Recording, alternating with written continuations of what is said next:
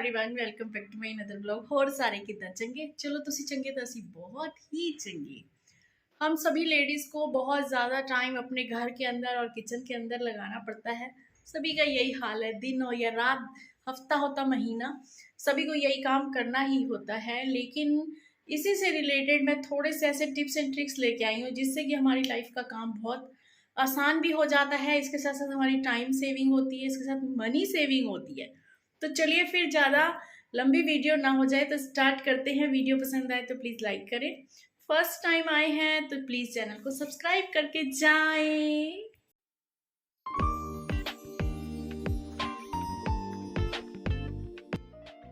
तो जी सबसे पहले हम बात करेंगे मेथी दाने की। जी हाँ, सर्दियाँ आ गई हैं, काफ़ी लोग मेथी का पानी पीते हैं, उसे रात को भिगो के रखते हैं।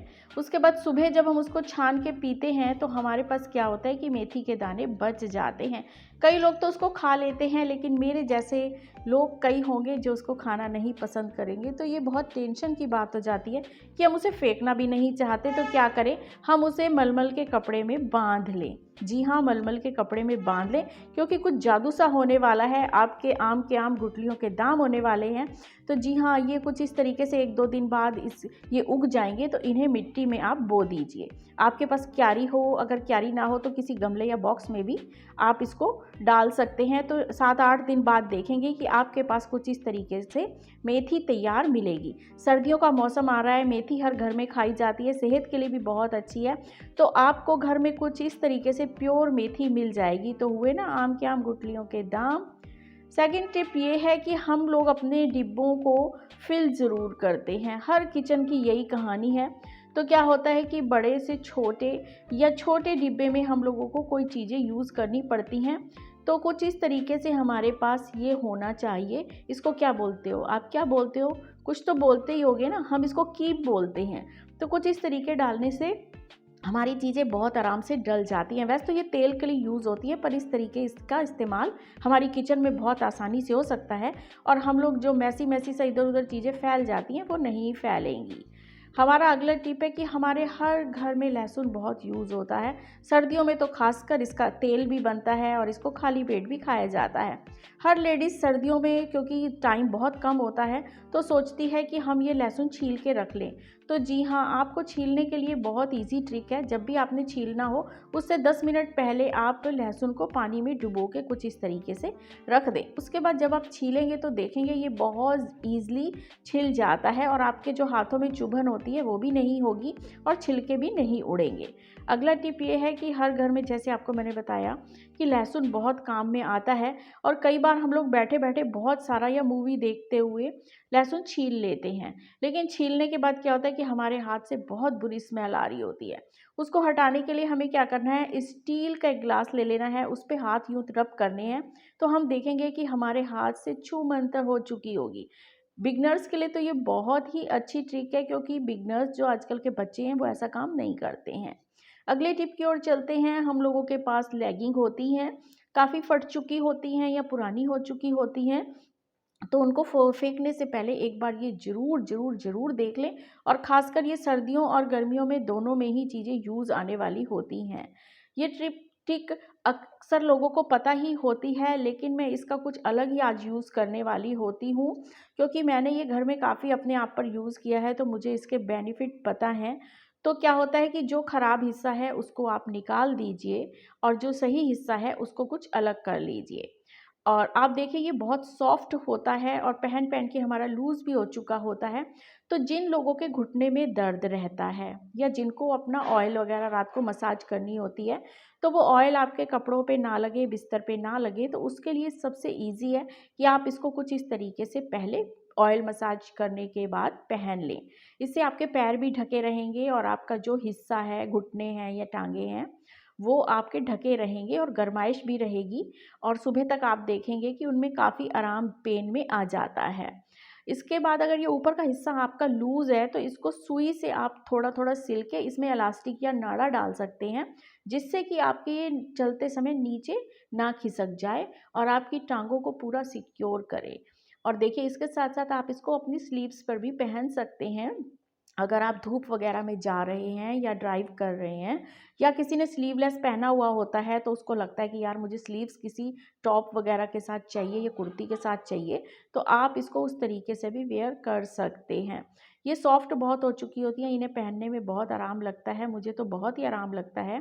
और देखिए आप सर्दियाँ आ चुकी हैं तो अपने पैरों में कुछ ऑयल या आप क्रीम या वैसलीन वगैरह भी लगाते होंगे, तो कुछ इस तरीके से पहन लेंगे। या एसी के सामने जब गर्मियों में भी सोते हैं तो क्या होता है कि हमारी जो पाँव होते हैं वो ठंडे हो चुके होते हैं। सुबह उठते हैं तो एड़ियों में बहुत ज़्यादा पेन होता है, कईयों की तो एड़ियाँ नीचे भी नहीं रखी जाती और टाँगों पे भी काफ़ी फ़र्क पड़ता है।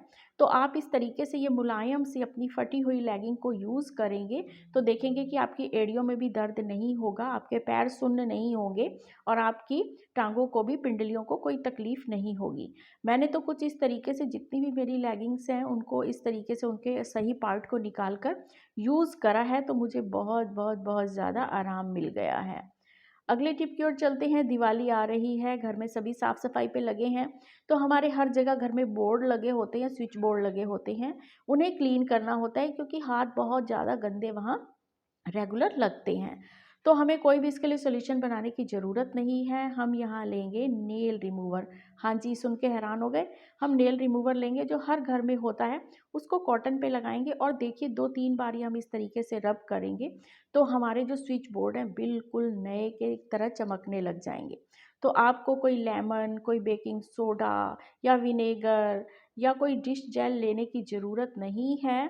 आपको कोई भी सॉल्यूशन बनाने की ज़रूरत नहीं है, मेहनत करने की ज़रूरत नहीं है, बस आप अपना नेल रिमूवर उठाइए और उससे रब कर दीजिए।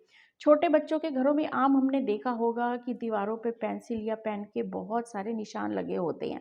फिलहाल मेरे घर तो बच्चे नहीं हैं छोटे, तो मुझे तो इस परेशानी से मुक्ति मिली हुई है, लेकिन ये टिक बहुत ज़्यादा उन लोगों के काम आने वाली है जिनके घर छोटे बच्चे हैं।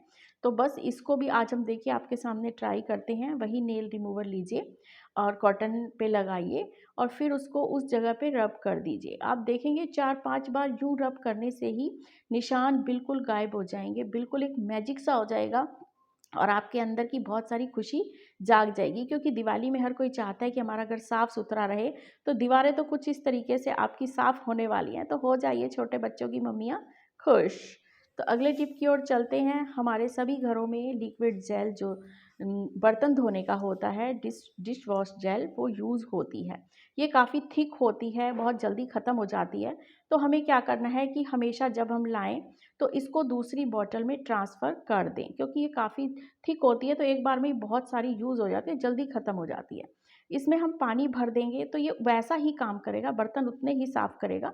इसको कुछ शेक करके इस तरीके से हम यूज़ कर लेंगे तो देखिए हमारा इतना सारा जेल जो बच जाएगा वो अगले महीने भी चल सकता है। इस तरीके से हमारे पानी के भरने से हमारी ये बॉटल काफ़ी टाइम चल जाएगी। तो आप ऐसा ही डिटॉल के साथ कर सकते हैं और ऐसा ही आप फ़िनाइल के साथ कर सकते हैं।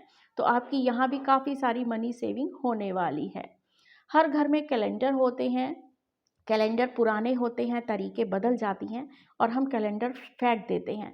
लेकिन इस बार कैलेंडर फेंकने से पहले आप ज़रूर एक बार सोच लीजिए, क्योंकि ये बहुत ही काम के आने वाले हैं।